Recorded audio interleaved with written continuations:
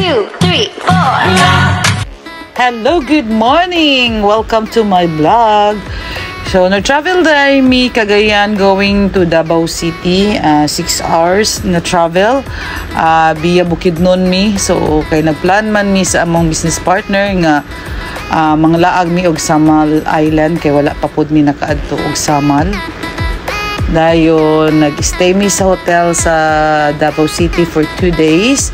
Nang laag dayon mi og Garden of Eden, Tumig Mall, then pag-auba nagplan mi nga mo-travel na po mi for Samal Island. So mag-stay mi dito for 3 days nga mag-vacation with my business partner.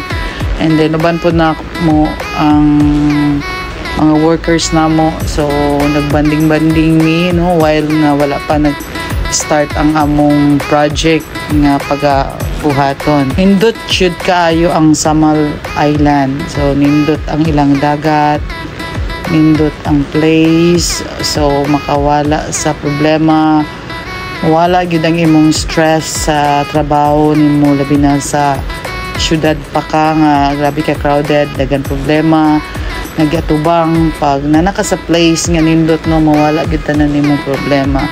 So enjoy kaayo mi ani nga time. So kung gusto ninyo nga makita ang view sa Samal Island, so hala, padayon mo sa paglantaw hantod sa katapusan sa akong video. Kaya murag punta naguban-uban ninyo suroy-suroy, no?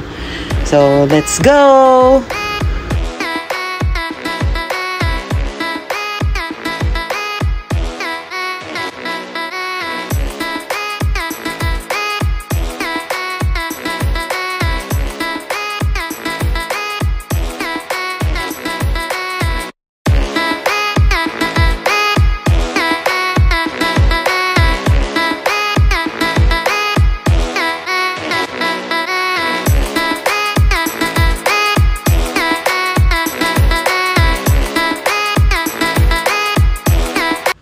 After 3 days na mo nga nag-stay og Samal Island, so nibalik ni og Davao City, nag-stay na po ni dito for 2 days sa hotel, and then back to city again. For more update, please subscribe Mimi Vlog on my YouTube channel.